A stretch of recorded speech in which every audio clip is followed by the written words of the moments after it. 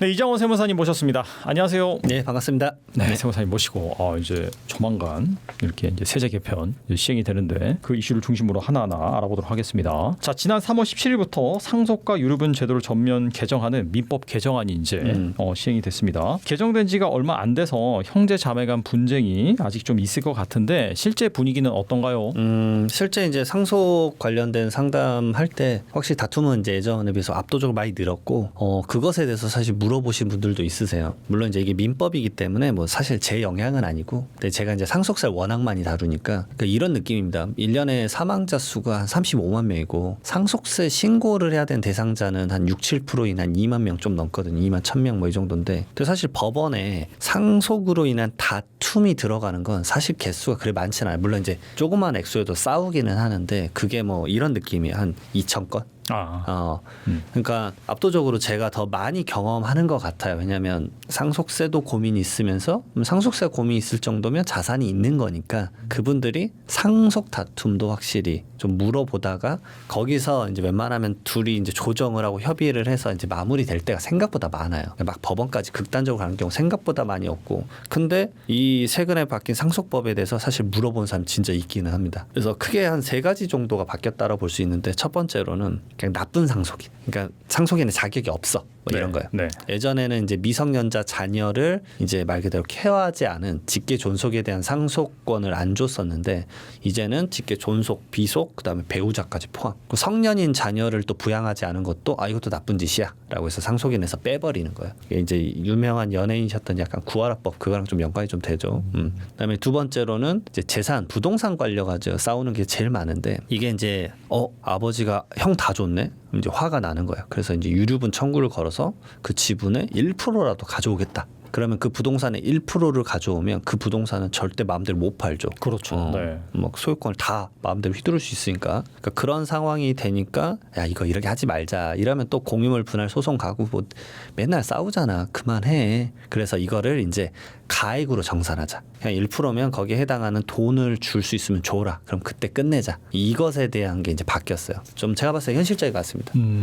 말 그대로 이제 매일 그 부동산 가지고 또 싸우고 다투고, 임대는 어떻게 할 거냐, 나는 팔 거다, 나는 안 팔 거다, 이거 너무 많았거든요. 그래서 이런 부분들도 있으니 제가 이제 미리 말씀드리는 거예요. 오히려 이미 제도가 이래 바뀌었다, 선생님이 원하는 대로 이제 말 그대로 다른 형제 죽어봐라 이렇게 마음 먹을 수도 있긴 한데 그렇게 하지 마시고, 왜냐하면 가액으로 이제 나누는 제도가 생겼기 때문에 그렇게 해봤자 무의미할 수 있다. 뭐 그 얘기 말씀 좀 드리고, 그 다음에 이제 예전에 이제 아무리 자녀가 이렇게 막 보살피고 막 간병을 하고 간병비 주고 하면은 뭐 예를 들어서 그 아버지의 재산 10억이고, 그래서 자녀가 너무 나 간병해서 잘해줬어. 그래서 2억을 뚝 떼줬어요. 그러면 자녀가 그 몫을 온전히 가져가야 되잖아요. 그 모신 자녀가. 근데 막상 유류분 청구 소송을 하게 되면 야, 너 가져간 거 갖고 와서 10억 가지고 우리 나눠야지. 이런 제도였어요. 그러니까 자녀가 황당하죠. 아니 내가 모셔서 기여한 걸로 2억을 받았는데 그걸 다시 얹어가지고 유류분 청구를 하면 내가 가져가는 게 무슨 소용이 있나? 이런 생각이 든 거예요. 이제 그것에 대해서 야, 그럼 이건 특별수익적으로 좀 인정해주자.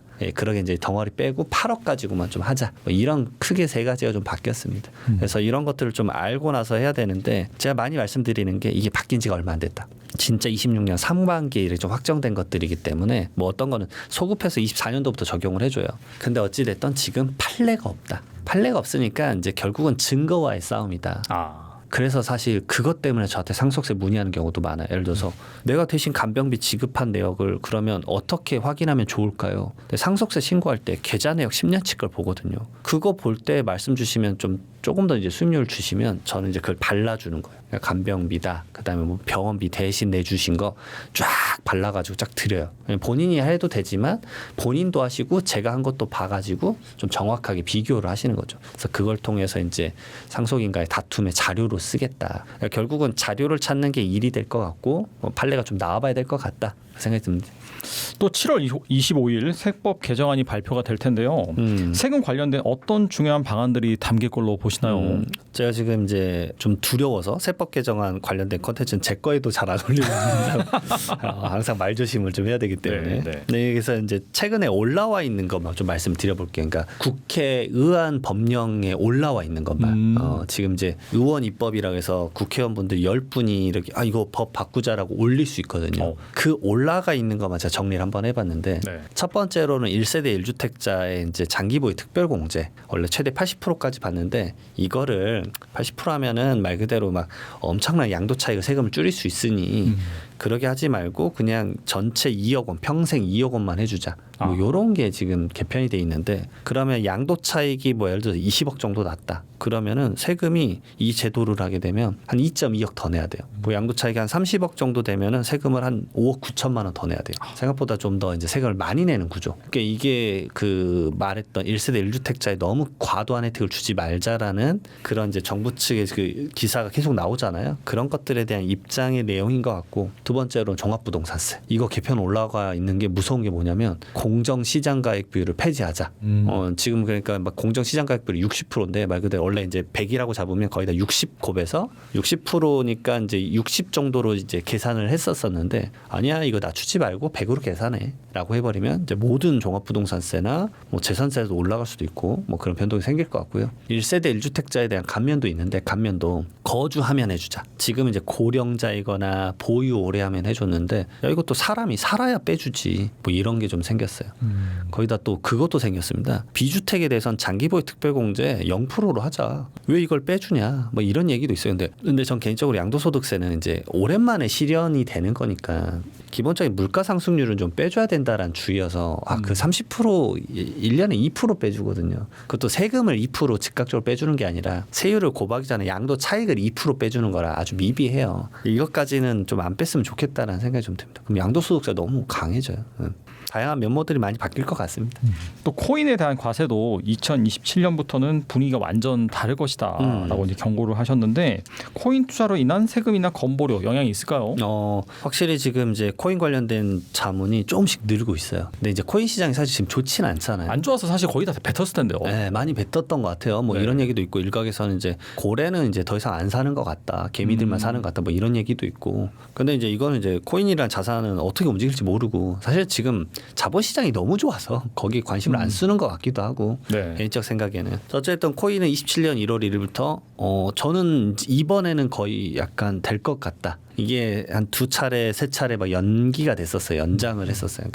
유예가 됐죠. 한 2년 있다가 다시 하자, 2년 있다가 다시 하자 했는데 이번엔 좀 다른 게 국세청에서도 한 30억 들여가지고 과세 시스템도 만들고 있고 관련된 제도들이 그래도 알게 모르게 조금씩 오밀조밀 만들고 있었거든요. 그게 좀 합쳐지는 느낌이 좀 나요. 그래서 27년 1월 1일부터는 진짜 과세하겠구나라는 생각이 좀 들고 근데 이게 기타 소득이 되는 거라 여기서 돈을 벌면 무슨 문제가 생기냐면 세금만 내는 게 아니라 이게 말 그대로 내가 판 금액과 산 금액의 차액에 대해서 250만 원 빼고 22% 이게 단순하게 이제 해외 주식 양도소득세랑 똑같은 구조인데 그렇죠. 네. 근데 하나 더 붙는 게 뭐냐면 너 기타 소득 벌었네 이게 기타 소득이거든요. 그러면 건보료도 내야지.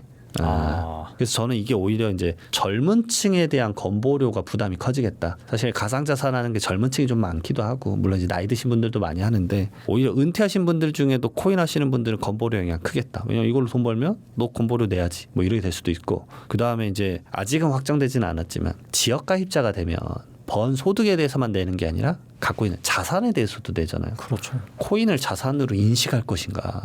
그러면 가액이 크게 올라갈 것 같은데 이제 그런 생각도 듭니다. 그리고 지금 이제 다양한 시스템에 대해서도 논의하고 있어요. 예를 들어서 그러면 스테이킹은 어떻게 과세할 건데 뭐 예를 들어서 뭐 어떤 거 채굴이나 이런 거 어떻게 과세할 건데 이런 것들에 대한 이제 하나의 연구 결과들이 하나씩 나오고 있어서 이게 7월 말 세제 개편할 때 좀 갈래를 틀 것 같아요. 야 디파이는 그럼 이렇게 하자. 스테이킹은 이렇게 하자. 쫙쫙쫙쫙 해서 크게 한 4가지 정도 나올 것 같은데 그걸 좀 유념하셔서 이제 코인을 뭐 예를 들어서 개인 투자하는 입장도 있지만 어떤 분은 채굴하는 분도 있고 어떤 분은 스테이킹하는 분도 있고 다 다를 거잖아요. 자기 입장에 맞춰가지고 이렇게 될 수도 있겠구나. 예를 들어서 에어드랍으로 받았을 때도 뭐 이런 것들도 어떻게 할 것인가 이런 것들도 나올 거거든요.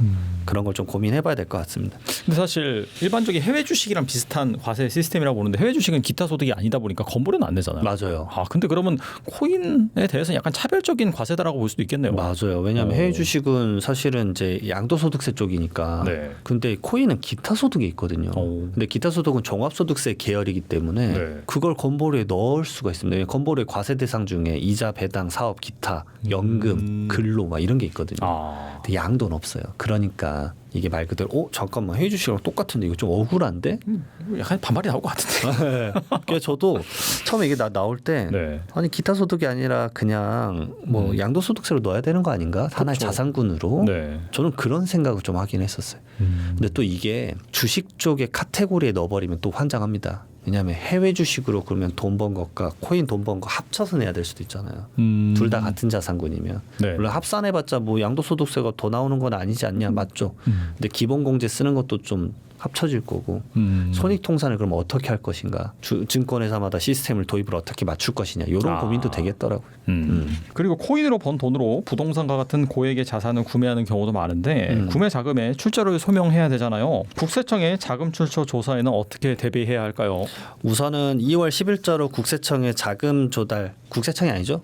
이제 말 그대로 부동산원에서 이제 너 주택 취득하면 취득자금 소명 계획서 쓰는 게 있는데 거기에 이제 가상자산이 아예 하나의 탭으로 딱 들어갔습니다. 그래서 내가 가상자산 5억을 팔았다 그러면 5억을 판 금액을 거기다 입력하는 건데 핵심은 그거예요. 시군구청이랑 부동산원은 5억이 이제 말 그대로 잔액증명서나 판 내역으로 딱 명확하면 오케이 8억 5억 오케이. 근데 이제 국세청은 이래 보는 거죠. 오케이 너 5억 번 거 알겠어. 근데 너의 그 5억 번 거는 아직은 우리에게는 소득으로 지금 찍히지가 않잖아요. 왜냐면 아직은 이 과세가 시작되지 않았으니까. 그러면 너가 시드가 얼마였는지 그 시드는 어디서 났는지 알려줘라고 하는 거죠.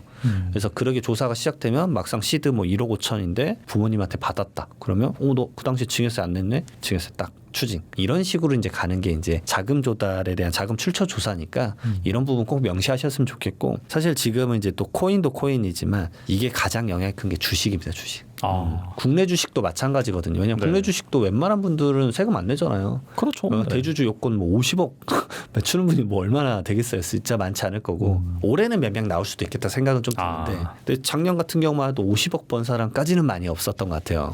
그러면 이제 그 50억이 이제 뭐 어떤 자산군을 한 주식을 갖고 있는 게 단일 종목 갖고 있는 게 많지는 않을 테니까 그러면은 그것도 마찬가지로 소득 포착이 안 될 텐데 그러면 SK하이닉스나 뭐 삼성전자 주식 팔아서 30억을 벌었습니다. 오늘도 오는데 뭐 기사에 그런 거 많더라고요. 어떤 부부가 20억 벌어서 뭐 은퇴를 했느니 파이어족이 됐느니 많잖아요. 네. 그러면 그 시드는 얼마였어? 라고 이제 물어보는 거죠.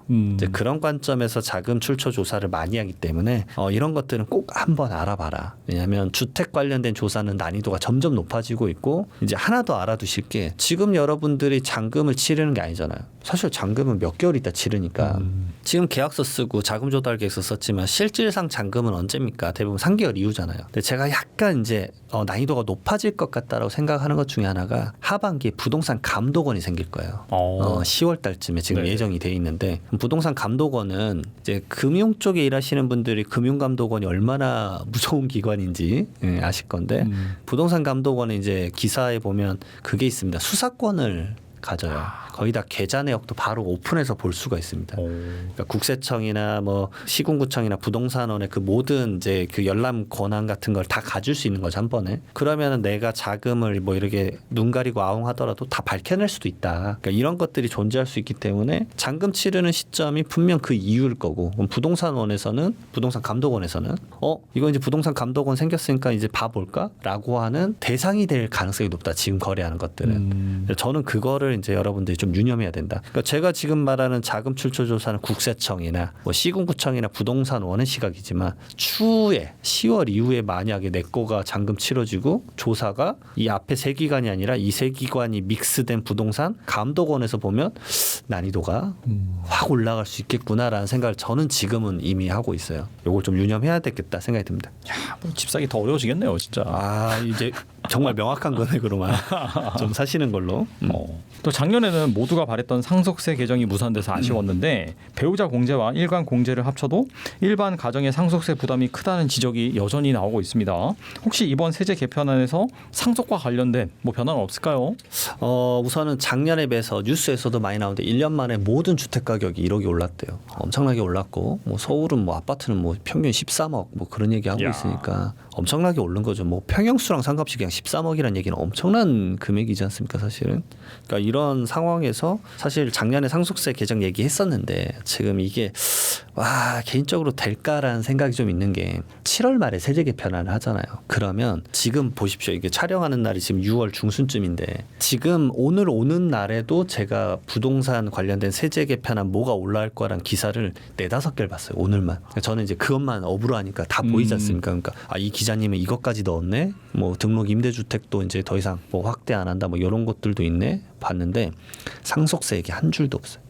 만약에 상속세를 개편한다 그랬다, 뭐 증여세 개편한다 그랬다 그러면 언급이라도 있었을 텐데. 그리고 이제 전반적으로 지금 세금이 모든 개편이 좀 그렇지만 더 걷는 구조의 개편이 많이 언급되는 것 같아요. 덜 거치는 언급이 물론 있긴 있습니다. 지금 세제 개편안 뭐 아까 말했던 의원 법령으로 올라와 있는 것 중에는 꽤 주택 관련된 개편 중에 좀 이거 계속 공제 늘려줄게라는 것도 있어요. 근데 그게 대부분 뭐냐면 인구 감소 지역의 주택을 사거나 미분양 주택을 사거나 그러니까 많은 분들이 관심이 없는 거. 그러니까 손해 보는 짓을 하라는 거네요. 그러니까 양도소득세에 대해서 감면해주겠다는데 그걸 샀는데 가격이 떨어지면 어차피 양도세를 안 내잖아요. 그러니까요. 네. 그리고 좀 더 말씀드리면 제가 실무하면서 인구 감소 지역이나 미분양 주택을 샀었을 때 감면에 대한 상담 문의가 정말 한 건도 없었어요. 누가 상담하겠습니까? 네. 한 건도 없었기 때문에 정말 물론 제가 마이크로적으로 제 사무실에는 연락이 한 번도 없었기 때문에 그러니까 그런 상황이기 때문에 상속세 개정이 저는 개인적으로 정말 됐으면 좋겠어요. 그러니까 막 어떤 분들은 항상 또 그 얘기 하실 거예요. 세무사가 너 이걸로 먹고 사는데 너가 개편되면 뭐 밥줄이 끊기네 만에 하는데 저는 그거 아니어도 일 진짜 너무 많아요. 너무 많고 그다음에 이제 그거를 개편을 저번에 작년에 말한 거 기준으로 해도 엄청 대폭으로 줄진 않아요. 오히려 물론 이제 한 40% 정도는 상속세 신고가 줄겠지만 그분들이 내는 세금은 아주 좀 낮은 편이기 때문에 이게 엄청나게 시장에 영향을 미치진 않아요. 오히려 그 집안채 때문에 상속세 내는 게 부담스럽다라고 정부 차원에서도 언급을 했었고 그때 의안 법령 정보 시스템에 올렸을 때 법 올릴 때 당연히 취지가 있잖아요. 아니 물가 상승률이 96년도부터 2배 이상 올랐는데 집안채 있다고 상속세 내면 안 된다. 그 문구가 딱 써져 있어요. 거기에. 제가 쓴 게 아니라 국회의원분들이 썼기 때문에 그거는 좀 확대됐으면 좋겠다 생각을 좀 합니다. 왜냐하면 집안채 때문에 상속세 막 5천만 원 1억 내시는 분들이 부담이 커요. 사실 5천만 원이 말이 5천만 원이지 상속 취득세도 내야 되거든요. 그럼 이것저것 하면 6-7천 낸다 그러면 잠깐만 나 차 떼고 포 떼고 그러면 2년치 급여네? 그럼 나 2년간 거기다 돈을 퍼부어야 돼. 그 부담이 엄청 크거든요. 그러니까 금매로 뭐 물건 던지고 그럴 수도 있으니까 그런 생각도 좀 듭니다. 또 이번에도 상속세 개편이 무산된다면은 현행법 안에서 개인들이 상속세를 줄이려면 어떻게 해야 될까요? 참 어려운 문제입니다. 개편되는 게 가장 이제 드라마틱하긴 한데, 근데 이게 집안채만 있다 그러면 상속세를 줄이는 과정은 참 상당히 어렵다. 오히려 그래서 어렵기 때문에 저는 요즘 많이 말씀드리는 게 예전에는 이거 거의 권하지 않았어요. 제가 진짜 이거는 뭐 굳이 필요 없다라고 했는데 요즘 진짜 권하는 게 종신보험이에요. 종신보험. 왜냐면 예전에는 왜 안 권했냐면 아니 이것 때문에 무슨 보험까지 가입하냐 막 이런 얘기였는데 부동산 가격이 이렇게 올라가는데 너무 많이 봐요. 너무 많이 보는 게 집안채만 있는데 그 집안채 때문에 상속세 2억 막 나오는데 일반적으로 그 자녀들은 직장인 생활하면서 세금 뭐 차 떼고 포 떼면 3천만 원 남는 건데 그러면 나눠내더라도 그분들은 7년을 내야 돼요. 엄청난 돈이잖아요. 그러니까 그 부동산을 상속받고 막 금매로 던지고 있는 걸 너무 많이 보는 거예요. 그래서 제가 이거는 종신보험 가입을 해서 그 돈을 받아야 되는 이유가 이게 차후에 이제 종신보험으로 돈을 수익을 많이 챙기자 이 관점이 아니라 진짜 저 부동산을 받으려고 해야 되겠구나. 세금을 내려고 종신보험 가입을 하는 게 이제 필수구나라는 생각이 들어요. 그래서 취득세 내고 상속세 하다못해 일부라도 낼 돈을 종신보험금으로 생명보험 돌아가셨을 때 1억 원 정도라도 받아야 와 이게 정말 필요하네. 왜냐하면 재산을 이렇게 받는 것도 있는데요. 세금이 집안채 덩그러니 있는데 2억이 나오면 어떻게 되냐면 이런 식이야. 상속인 중에 한 분은 이걸 온전히 자기 걸로 갖고 싶어요. 근데 세금 네가 냈으면 좋겠어. 네. 황당하지만 아이고, 네. 왜냐면 너가 예전에 전세금 엄마한테 받았었잖아. 네가 내. 이걸로 싸우더라고요.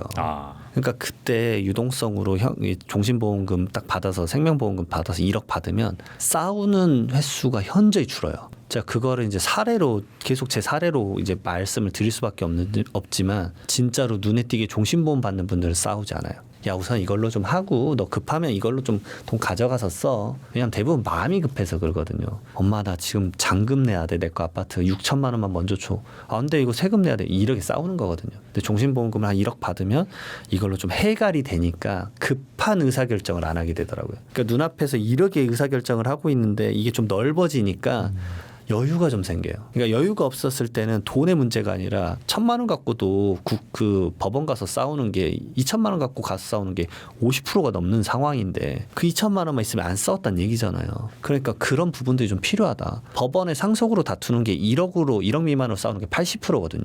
그래서 제가 딱 말씀드리는 게 종신보험 1억만 받아라. 그러면 덜 싸울 거다. 어찌 보면 80%까지 안 싸울 수도 있다는 얘기잖아요. 그리고 이 계약자랑 수익자가 자녀면서 피보험자 돌아가신 분이 뭐 아버지나 어머니로 설정을 하면 이건 상속 재산에도 포함 안 돼요. 상속세도 안 내도 되기 때문에 이런 부분들로 좀 미리 좀 플레이를 해야 된다. 근데 제가 말씀드릴게요. 가입하고 싶어도 가입 못 해요. 생각보다. 그냥 아버지나 어머니 나이가 뭐 70대 넘어간다? 보험사에서 가입도 안 시켜줘요. 그러니까 지금 제가 말을 하더라도 뭐 보험판에 이게 아니라 어차피 가입도 못 해요. 대부분의 분들은. 그러니까 오히려 그런 상속을 경험하신 상속인들이 나이가 5, 60대가 많거든요. 그분들한테 권해드려요. 선생님 이번에 고생하셨잖아요. 선생님이 이제 가입해야 되지 않겠냐. 뭐 그래 말씀드리면 아 맞아 가입해야겠다. 그렇게 생각을 좀 많이 고쳐 먹으시는 것 같아요. 왜냐하면 아버지한테 받은 재산도 있고 본인도 좀 풍족한 생활에서 대한민국 생활을 영위했기 때문에 본인 재산도 많잖아요. 그러니까 딱 생각해 보니까 내 자녀들 100% 싸우겠는데 딱 느낌이 오는 거예요. 권해드리는 거예요. 그러니까 보험은 수익의 관점이 이제 아니다. 이게 상속세가 개편이 계속 안 된다 그러면 무조건 내 기본적으로 이 상속 재산 소중하게 만든 거 부에 이전해 주는 단계다. 자녀가 그걸 케어할 수가 없다. 지금 자녀가 소득을 얼마나 버는지 한번 따져 보십시오. 그럼 잠깐만 내 자녀가 연봉 이 정도 버는데 내 재산은 40억? 야 못 버티겠구나. 그럼 종신보험 가입해야죠. 그런 관점으로 좀 봐야 될 것 같아요. 네, 항상 살아생전에 사전 증여를 적극 활용하라라고 조언해 주시는데 증여세 없이 자녀에게 3억까지 현금으로 줄 수 있는 방법이 있다고 들었습니다. 올해 최신 버전으로 알려주신다면요. 이것도 이제 계속 쓰고 있죠. 확실히 이제 지금 주택 취득자금 소명 계획서 이 조사 나오는 게 30대 신혼부부가 제일 많습니다. 왜냐하면 30대인데 너가 어떻게 10억짜리를 살 수 있었지? 너의 직장 생활한 경력 보니까 3년 5년밖에 안 되고 연봉에다가 뭐 이것저것 빠지면 얼마 안 되는데 근데 그게 더 엄격해졌거든요. 이 고객분들이 오셨을 때 어떻게 생각하시냐면 본인들은 세전급여가 5천이면 5천으로 생각하세요. 그래서 내가 5년 벌었으면 2억 5천 배우자도 그러면 2억 5천 그러면 5억 됐고 대출 받아서 하면 오케이. 근데 제가 이렇게 말씀드려요. 세후 급여고요. 거기서 선생님 연말정산 간소화 갖고 와보세요. 그럼 카드 쓴 내역 있으시잖아요. 다 나오죠. 그러면 1,500, 2,000씩 쓸 건데 쫙쫙 빼면은 연에 남는 게 막 1,500이에요. 그럼 1,500씩 5년 하면 갑자기 1억도 안 되는 수치가 되니까 괴리가 2억 생겨버리는 거예요. 그럴 때 이제 무조건 활용하는 게 이제 10년간 5천만 원 증여는 당연하게 무조건 주셔야 되고 그거를 이제 이번에 장 초반에 주식 장 초반에 코스피 2,000대 진짜 말 그대로 5천 주신 분들 말 그대로 8천까지 올라갔어요. 4배 올라갔다면 2억 번 거예요, 사실은. 근데 그것에 대한 가치 상승분은 사실 증여세로 추징을 하는 건 아니니까 그런 식으로 당연히 줘야 된다라고 말씀을 좀 드리고 첫 번째로, 그다음에 두 번째로는 배우자와 이제 결혼을 앞뒀을 때 혼인 출산 공제가 있으니까 그 각자 각 부부에게 1억 원씩 받을 수 있거든요. 그럼 1억 5천씩 되고, 그다음 또 크로스로 하게 되면은 장인 장모나 시아버지 시어머니로부터 1,000만 원 또 받을 수가 있어요. 그럼 3억 2천만 원까지 마련할 수 있기 때문에 이 정도의 세팅은 그냥 이제는 요즘 뭐 정석처럼 하고 있고, 최근에 이제 국세청에서도 상속 증여에 대한 많은 유튜브에 오해가 있는 것 같다. 그래서 이제 그것에 대한 10가지 베스트를 뽑아가지고 알려준 것에 이 전략도 있습니다. 그렇기 때문에 3억 2천만 원까지 만드는 거 국세청에서도 널리 권하는 버전이기 때문에, 그리고 지금 주택 취득자금 조달 조사가 대부분 30, 40대 첫 주택 사거나 아니면 신혼부부가 진짜 많아요. 근데 선생님들 그 소득 포착 제가 알거든요. 너무 많이 작성해봤어요. 그리고 이게 기형학적으로 이상하게 이제 어쩔 수 없죠. 아내분은 육아하고 뭐 한다고 소득을 몇 년 못 벌었잖아요. 아내분의 비율을 못 맞춰요. 그래서 이제 부득불 어떻게든 5대5로 맞추시려고 하는 분들이 있는데, 저는 꼭 말씀드려요. 안 되면 무리하지 마시고 7대3으로 가라. 여기 무리하게 소득 포착 안 되는데 이거 해봤자 추후에 증여세 조사 맞으면 이거 증여세 어떻게 내실 거냐, 또 증여줄 거냐 이슈가 생기니까 다방면으로 좀 그런 것들 좀 따져봐서 해야 된다. 주택 가격이 너무 많이 올랐어요. 너무 많이 올랐기 때문에 그런 것들 좀 믹스해서 좀 잘 확인하셨으면 좋겠습니다. 또 그리고 가장 많은 분들이 궁금해하시는 부분은 가족 간 현금 증여입니다. 그렇죠. 혹시 새롭게 바뀌는 부분이 있을까요? 현금 증여 부분은 사실 바뀌었다라기보다는 더 엄격해지고 있어요, 확실히. 제가 상속세 세무조사하면서 느끼는 건데, 와 진짜 엄격해지고 있습니다. 그러니까 3년 전에 이렇게 안 했는데 진짜 강의 갔는데 제가 강의를 많이 하는 편이니까 그때 말씀하시길래 지금 또 바뀌었다. 1년마다 좀 패턴이 바뀌고 있고 점점 엄격해지고 있다. 그래서 뭐 최근에도 얘기 드렸었던 게 이제 손주에게 청약저축 통장 월마다 2만 원씩 해준 거. 10년간 사전증여 내가 120건 잡아낸 거예요. 240만 원. 그래서 그걸로 추징 이제 56만 원 한 거예요. 그렇게까지 돼요? 네. 그러니까 예전에는 뭐 이런 게 많았어요. 뭐 100만 원 이하는 안 본다. 그래서 100만 원 이하는 가족 가일에는 좀 봐줘야지. 요즘은 알짤 없습니다. 막 3천 원, 7천 원 이런 것도 소명해야 돼요. 진짜. 갖고 내가 항상 그래요. 조사관님한테 저 반장님 이거 좀 너무 좀 심한 거 아니냐. 아니 헤어져. 와 이거 너무 심한데요. 막 이런 것도 있고. 그러니까 일부분은 생활비로 당연히 봐주시는 부분이 좀 있긴 해요. 왜냐하면 사회 통념상인 부분이고 뭐 생활비라는 것도 좀 경제적 능력이 없었던 자녀에게 줄 수 있으니까 그게 성년이 됐었어도 마찬가지지만 근데 그걸 소명하는 게 쉽지 않더라고요. 그런 부분들 점점 엄격해지고 있고 증여도 증여지만 이제 지금 많이 엄격하건 양도소득세가 엄청 엄격해질 겁니다. 주택 양도소득세. 왜냐하면 5월 9일 이후로 뭐가 됐죠? 중과세가 도입됐기 때문에 이게 일시적 1세대 2주택이면 내가 이거 팔면 비과세 받는데 요건 하나만 삐끗하면 뭐가 되죠? 2주택 중과세가 되는 거예요. 그러면은 막 세금이 350만 원짜리 6억이 되거든요. 막 200배가 올라가기 때문에 그 비과세도 그냥 툭툭 연락이 올 수도 있어요. 그러니까 정말 꼼꼼하게. 그리고 제발 말씀드리는 게 제발 매매계약서 작성 전에 세금 상담하셨으면 좋겠어요. 작성 다 하고 잔금 치르고 나는 비과세야라고 왔는데 선생님 비과세 아니세요? 제가 최근에 그런 경험이 있었어요. 비과세가 아니면 일반 세율로 내는 게 아니라 중과세가 돼버리니까 350만 원 6억이 돼버리는 거예요. 진짜 그분 돌아보려고 그러더라고요. 제 케이스는 어떤 경우였냐면 비과세면 8천만 원이에요. 근데 비과세가 아니면 7억 8천 나와요. 그럴 수도 있구나. 와. 근데 이분이 잔금 다 치르고 오셨어요. 4월 30일자 잔금이었는데 절차정이 6월 초였어요. 왜 이러겠냐. 그러니까 아니 중개사님이 그때 계약할 때 비과세 된다고 말해줬다고. 아이고야.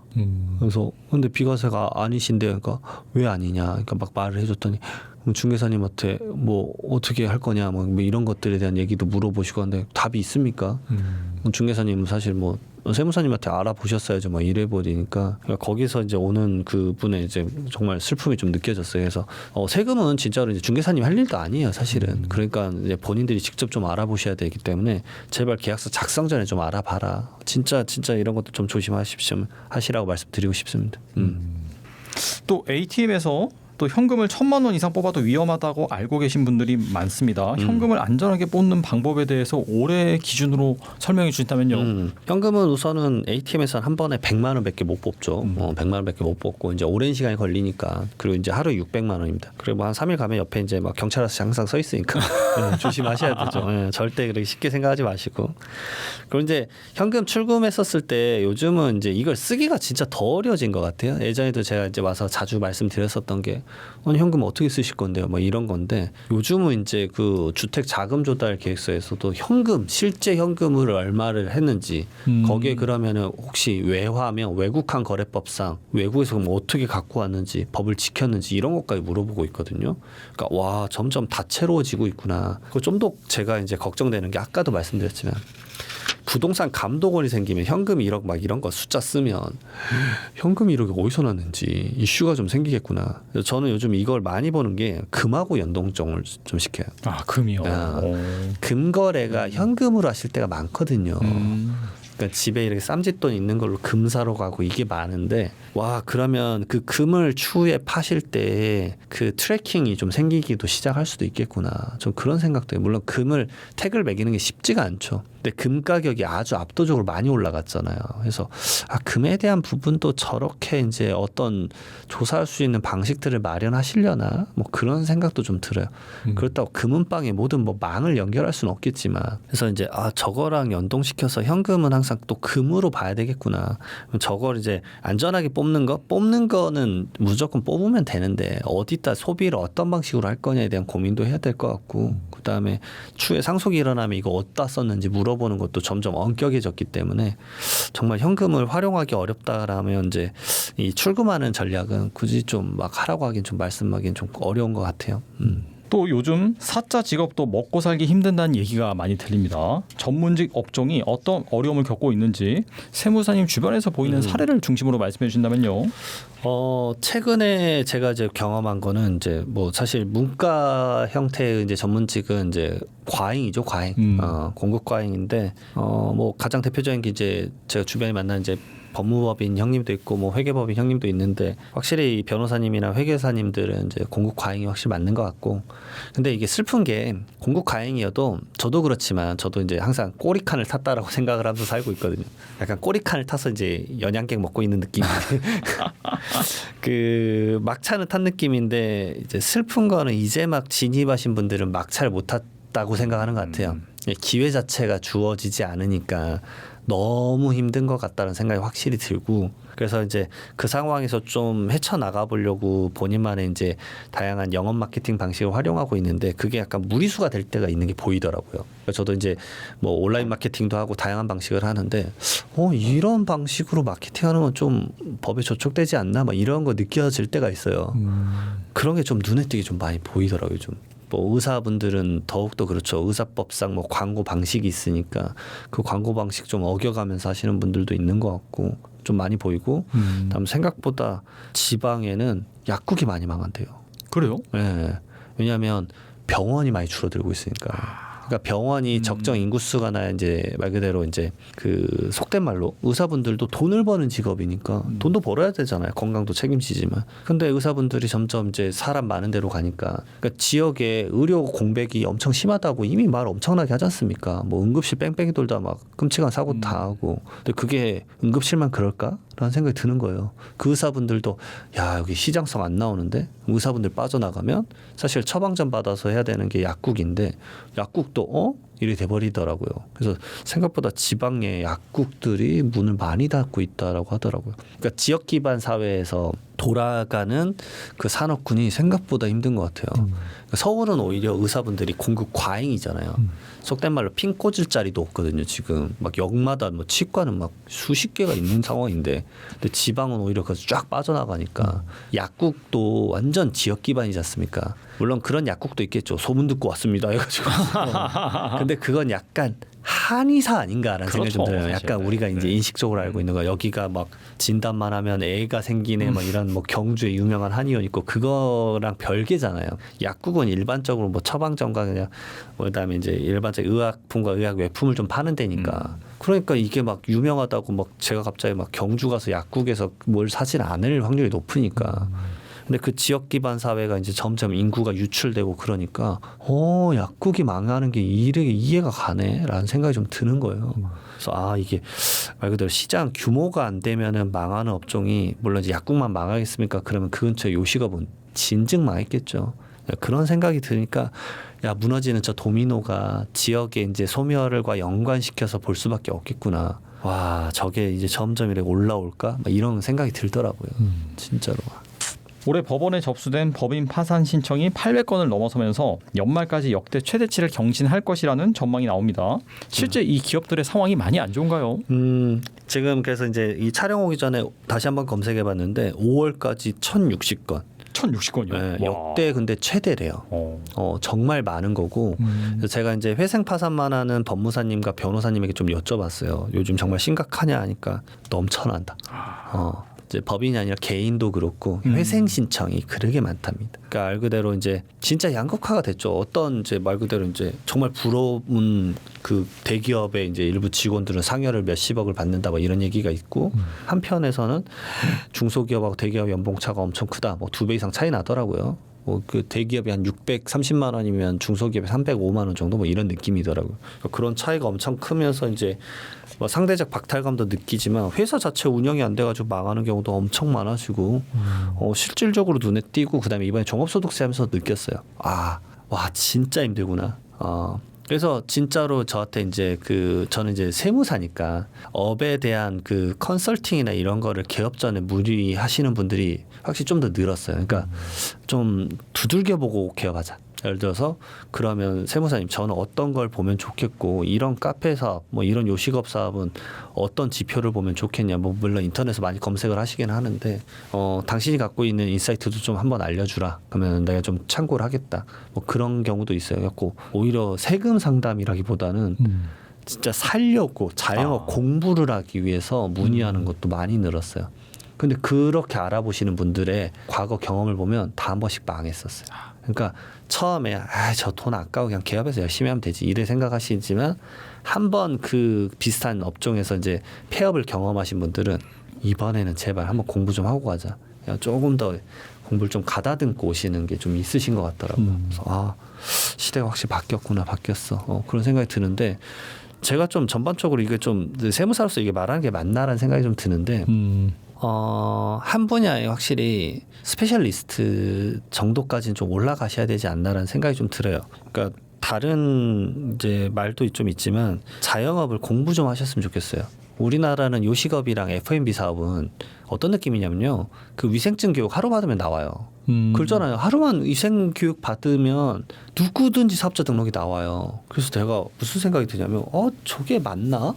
하루 만에 사업을 할 수 있으면 하루 만에 내가 거기에 인테리어나 다양한 비용들 집어넣는 걸 2, 3억 정도 드는데 의사결정을 일주일도 안 걸려서 하루만 하면 2억을 날릴 수도 있는 거네.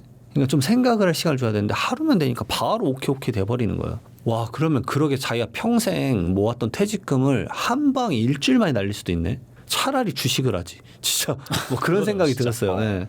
주식이나 이런 좋은 데 투자해서 제가 최근에 이제 저도 이제 이쪽 공부를 많이 하는 편이니까 근데 어떤 영상의 댓글에 인상 깊었던 게 있어요. 퇴직금 3억 받으면 차라리 배당주 위주로 넣어서 월에 200 버는 게 낫다. 안 그래서 자영업을 하면 당신이 벌어야 될 돈 2천일 건데 왜냐면 이것저것 빼면은 남는 돈이 그래야 한 400 남으니까 20% 정도 남으니까 진짜 진지하게 고민해봤으면 좋겠다는데 그 댓글이 저는 너무 인상 깊었어요. 차라리 맞아.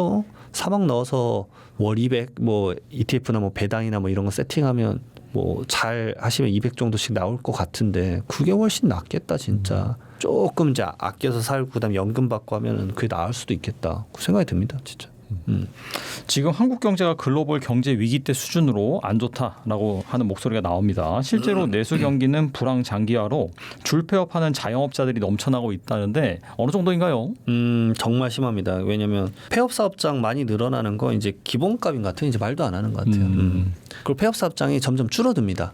왜냐하면 이미 다 망하고 다시 안 하니까. 예. 그러니까 개업을 또 했어야지 망하는데. 개업을 아예 안 해버리니까 그러니까 지금 전반적으로 좀 많이 알고 있는 것 같아요. 그 자영업자분들한테 이제 설문지 조사하고 이런 거 하면은 최근 이제 3분의 1 정도는 여론조사하면은 나 곧 망할 것 같다. 뭐 이런 얘기 진짜 심각하게. 근데 이게 뭐 예를 들어서 자영업자 관련된 그런 뉴스 뭐 10년째 들었다 20년째 들었다 하는데 저는 이제 수치로 보잖아요. 그거를 이제 개인 사업자들에 대한 손익계산서 뭐 매출 얼마 매출 원가 얼마 다 그걸 아는 사람 입장에서는 진짜 압도적으로 높아졌어요. 특히나 요즘은 제가 이제 그런 이제 법인세나 뭐 이제 종합소득세 이런 거 신고하면은 가장 많이 물어보는 게 뭐냐면 어떻게 무인화시킬 수 있을까요? 이거밖에 안 물어봐요. 인건비를 어떻게 줄일 수 있을까요? 건설업을 하시는 분들이 제 주변에 많아요. 제가 부동산 석사 박사를 나왔기 때문에 진짜 그쪽에 인력이 많은데 이쪽은 그 AI가 아직 안 돼. 미쳐버리겠어. 그렇겠네요, 진짜. 네. 그러니까 건설 일자리가 그래서 대폭적으로 줄어든 이유가 그냥 안 해버리는 거예요. 수익성이 안 나버리니까. 그러니까 제가 아시는 건설업 디벨로퍼 대표님도 직원 40명인가를 내보냈어요. 미안하다. 유지할 수가 없네. 그래서 최소 인원으로만 사업성 타당성 따져보고 정말 되면 이제 외부에 맡겨요. 이제 자체적으로 해결했었었는데 그렇게 사이클이 계속 안 돌아가니까 야 멈추고 되는 것만 하고 외부에 맡기고 수익률 좀 낮게 가져가자. 그래서 인건비를 줄이는 게 훨씬 낫다라고 생각을 해버리는 거예요. 근데 어느 사업을 하는데 인건비가 50% 이상이 넘어가면 그 사업이 어떤 성공적으로 수익을 발생시키는 거는 확률이 낮을 확률이 높습니다. 그래서 인건비가 50% 넘어가는 거 진짜 힘들어요. 그러니까 병원 같은 경우 인건비가 50% 넘어가면 거의 망하더라고요. 마이너스가 나오거든요. 그러니까 그걸 최대한 줄여야 되는데 그래서 지금 사실 논의되고 있는 것 중에 하나가 최저임금이잖아요. 최저임금 지금 이제 막 회의하고 있으니까 저도 이제 아내가 노무사니까 계속 이제 그 얘기를 서로 내 얘기를 해요. 올해는 얼마일까? 올해는 얼마일까? 이러거든요. 저도 웃음이 잘 안 나와요. 왜냐면은 저도 고용을 하고 있잖아요. 저도 세무사랑 직원 쓰고 있는데 저도 고민이 많이 되죠. 뭐 그렇다고 막 갑자기 내보내거나 그러진 않겠지만 이게 부담이 많이 됩니다. 그래서 제가 이제 뭐 최저임금의 가격을 논하진 않겠지만 가액 상승폭을 논하진 않겠지만 업종별 차등은 좀 그래도 좀 해보면 좋지 않을까 진짜. 왜냐하면 자영업자는 그러면 다 인력을 안 쓰게 될 거예요. 그러니까 예를 들어서 미국에 우리 영화 보면 식당이 엄청 넓잖아요. 그렇죠. 네. 왜 넓은지 아세요? 그게 그 정도 넓이의 식당에 직원 한 명만 써야 돼요. 그러니까 규모의 경제거든요. 근데 우리나라의 식당들은 그 미국 식당에 비해서 4분의 1 사이즈예요. 아시잖아요. 막 김밥집 이런 데는 막 7평, 뭐 15평 뭐 이러지 않습니까? 그 정도 식당이 직원 한 명을 쓰면 효율이 안 나와요.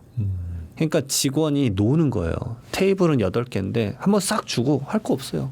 손 빨고 있던 거예요. 근데 테이블이 막 40개, 50개 되면 직원 한 명으로 쫙 하는 거예요. 그렇게 해가지고 이제 그 미국 같은 경우는 이제 팁 문화로 해가지고 그 직원이 이제 급여를 받고 그런 형태가 되는 건데 한국에서는 그 구조가 너무 힘들죠. 왜냐하면 규모의 경제가 안 나오는 거예요. 그렇다고 그렇게 넓게 크게 식당을 하면 손님이 안 오면 똑같아요. 그렇죠. 그러니까 사업주 입장에서 생각해봐도 고민이 되는 거예요. 그러니까 벌써부터 이제 이것에 대한 가장 스트레스를 받아 하는 게 어디냐면 편의점이죠. 편의점 점주분들은 이제 더 어떻게 쪼개기 채용할까? 어쩔 수 없어요. 현실이니까. 4시간 어떻게 쪼개가지고 또 구성을 짜지? 어떻게든 더 쪼개가지고 주유수당 안 나오게 짜지? 노동법은 지켜야 되니까. 근데 그게 이제 악용이라고 하면 어떻게 합니까? 그걸 지킨 거가 솔직히 합법적으로 지키고 있는 거긴 한데 이제 그런 면에서 정말 줄피어하는 자영업자 제가 봤을 때는 더 늘어나고 더 늘어날 것 같아요. 어쩔 수 없어요. 그래서 점점 더 저한테 물어보는 것도 무인이 정말 많습니다. 무인 사업자. 저도 놀랐어요. 이것도 무인이 돼요? 하는 게 무인 사업자가 꽤 많아요. 그래서 이런 것도 수익성이 나오는구나 하니까 꽤 나옵니다. 뭐 이런 얘기도 하시고 그래서 이젠 정말 모든 것을 말 그대로 고객에게 맡기겠구나. 좀 지나면 내가 설거지하고도 가겠구나. 그 생각까지 듭니다. 저는 진짜 무슨 생각까지 하냐면 내가 어느샌가는 식기세척기 이것까지 넣긴 하겠구나. 저는 그 생각합니다. 솔직히 말해.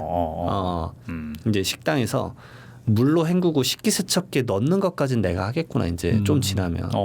사실 근데 그 대학교 식당 가시면 퇴식 후에 우리가 음식물 쓰레기 버리고 그렇게 하죠. 퇴식구에 두죠. 근데 마트 가도 뭐 푸드코트에서 그렇게 하니까. 푸드코트에서 그렇게 하는데 마지막에 물로 헹구는 과정까지 우리가 하겠구나. 물로 헹구고 주세요. 그러면은 그 다음에 걔를 식기세척기에 넣겠구나. 한 과정들이 이제 저희에게 좀 소비자에게 전가되지 않을까. 그 생각을 안 할 수가 없는 것 같습니다. 또 물가는 오르는데 대출 금리가 인상되면서 빚을 갚지 못하는 자영업자도 급격히 늘고 있습니다. 특히 50대 이상 채무 불이행 규모가 크다고 하는데 실제로 어떤가요? 자영업자 연체 빚이 12.6%가 상승했답니다. 네. 압도적으로 너무 많이 늘어서 오히려 국가에서도 이제 소상공인 대출을 막아야 되나 뭐 이런 생각도 하실라나 그 생각도 드는데 그걸 막아버리면 이제 또 개업도 못하니까 그래서 참 이거 쉽지 않겠다. 대출 금리가 사실 상업용 대출 금리도 많이 올랐거든요. 그러니까 이자 못 내는 분들은 허다합니다, 진짜로. 그러니까 이거 볼 때 좀 슬퍼요. 그 이제 종합소득세 신고할 때 노란우산 공제 있잖아요. 노란우산 공제는 사실 자영업자분들의 퇴직소득이거든요. 그러니까 부금을 이렇게 부어서 노란우산 소기업 소상공인 공제 부금이니까 적당히 좀 불려준 다음에 몇 년 넣은 다음에 내가 이제 자영업을 그만두면 걔를 퇴직금 차로 받는 구조거든요. 그래서 소득 공제를 해주기 때문에 아주 긍정적으로 좀 활용을 하고 있는 제도인데 제일 슬픈 게 뭐냐면 그 자금 넣은 거를 돈이 없으니까 그걸 기반으로 대출을 받으세요. 제가 그걸 종합소득세 신고 기간을 보면 마음이 찡해요. 사실 거기에 넣은 돈이 얼마 안 되세요. 뭐 1,000만 원, 2,000만 원 넣었는데 그 돈도 부족하니까 대출을 끌고 오는 거예요. 그거 볼 때마다 아이고 그런 생각이 드시고 그다음에 이제 50대 이상 채무 불이행은 클 수밖에 없어요. 왜냐하면 사업체 운영이 점점 더 이제 힘들어지는데 이분들은 좀 그게 있습니다. 좀 이제 이르게 말하면 좀 그렇지만 갈아 넣을 체력이 좀 더 힘들어지는 거예요. 그러니까 인력을 좀 더 많이 쓸 수밖에 없고 가족끼리 좀 한다거나 그런데 이게 활로가 한번 풀어나서 하다못해 수익이 상승된다 그러면 그 버티면서 체력적으로 하다가 이제 하다못해 너무 지치면 그 가게 팔고 넘어갈 건데 그게 안 되는 거예요. 그러니까 계속 좀비가 돼버리는 거예요. 쭉 천천히 빠지니까. 그러니까 채무 불이행 규모가 커져버리니까. 근데 아시다시피 폐업을 못 합니다. 왜냐하면 대출을 소상공인 대출 같은 걸 받으면 대출을 못 갚으면 폐업을 못 시켜요. 그러니까 이제 좀비 돼가지고 결국은 회생 파산으로 넘어가는 건데 그러게 되는 게 너무 좀 슬퍼요. 왜냐하면 채무 불이행 되고 여기서 끝나는 게 아니라 이분들이 노후가 박살난 거잖아요. 근데 부부가 다 같이 박살나더라고요. 그게 환장하겠더라고요. 한 명만 회생 파산하면 회생만 하면 나머지 한 분은 이제 소득 좀 벌어서 좀 돌아가면 되는데 그걸 두 번째로는 이분들이 망하면 두 번째 잡을 구해야 되잖아요. 근데 최근에 저도 그 봤어요. 기안84가 이제 자기 자영업자는 친구 가게를 놀러 갔더라고요. 근데 그 자영업자를 거의 10년 넘게 하셨던 그 40대 한 초중반 그 기안84 그 지인분인데 그분이 하는 얘기가 아니 우리가 지금 이제 어디 재취업을 못해. 그렇죠. 그 나이 때는. 진짜 재취업을 절대 못해. 그리고 재취업을 하더라도 약간 저숙련 노동만 찾으니까 우리의 페이가 높지도 않아. 근데 그거 받아서는 이런 말하면 좀 그렇지만 삶을 유지할 수가 없다. 그러니까 자영업자로 몰리는 건데 자영업자의 경쟁률이 얼마나 치열한데 근데 그 치열한 것을 뚫고 사업을 해야 되니까 거기서 이제 미치는 거니까 갈아 넣을 수밖에 없다. 그 구조가 이해가 가요. 제가 솔직히 말하면 자영업자분들의 어려움을 제가 말하는 게 저는 그분들이 느꼈을 때 솔직히 말 가소롭다고 생각할 겁니다. 저도 알아요. 왜냐하면 저는 그래도 전문직 라이센스가 있으니까 뒷배라도 있다라는 느낌이거든요. 미니멈이라도 있고 속된 말로 제 친구도 저한테 그래요. 너는 머리 하나만 있으면 되잖아. 그러니까 맞아 나 펜만 하나 있으면 돼 계산기랑. 그럼 나는 무조건 돈 벌 수 있어. 근데 일반적인 자영업자는 쏟아부어야 되는 자본금이 많으니까. 그렇죠. 네. 근데 그걸 누가 알려준 적도 없고 경험해 본 적도 없고 막상 주변에서 그걸 많이 알고 있는 사람도 없고 근데 이제 저 같은 경우는 누구보다 많이 경험하니까 그런 것들 좀 얘기해 주는 거고 그러니까 제가 이게 주제 넘다고 생각하실 수도 있겠지만 저라도 이걸 얘기해 주면 도움이 조금이라도 되지 않을까라는 생각에서 솔직히 말해 이 컨텐츠를 계속하고 있는 거거든요. 너무 힘들다라는 걸 마이크로적으로 누구보다 많은 사업체를 보면서 경험을 하고 그런 간접 경험들을 말씀드려야 좀 더 도움이 될 테니까 아무 생각 없이 뭐 창업박람회 가가지고 프랜차이즈 이 정도나 번다고 무조건 개업하자 이거는 이제 조금 지양하라는 입장에서 이제 말씀드리는 바니까 그렇게 좀 좋게 생각해 주시면 좋을 것 같습니다. 네, 오늘 나와주셔서 정말 좋은 말씀 많이 해주셨는데 끝으로 이 영상을 보신 분들 위해서 한 말씀만 부탁드립니다. 우선은 이제 세제 개편안이 7월 말에 될 것 같습니다. 그래서 7월 말에 나오게 되면은 이제 여러분들 어떤 식으로 이제 자산 관리, 주택 자산 관리할 건지 고민 한번 해보셨으면 좋겠고요. 그다음에 자영업자분들 정말 힘내십시오. 힘내시고 그리고 자영업을 생각하시는 분들은 정말 공부를 많이 하셨으면 좋겠다. 이 말씀을 좀 끝으로 말씀드리겠습니다. 네, 세제 개편 조만간 시행이 되는데 뭐 말씀하신 것처럼 이게 세금을 전반적으로는 좀 이렇게 많이 걷는 방식으로 될 가능성이 있으니까 특히나 이제 주택 취득하신 계획 갖고 계신 분들 같은 경우에는 세무사님 말씀 잘 귀 기울여 가지고 잘 대비하시면 좋을 것 같습니다. 네, 지금까지 이장원 세무사님 좋은 말씀 감사합니다. 네, 고맙습니다.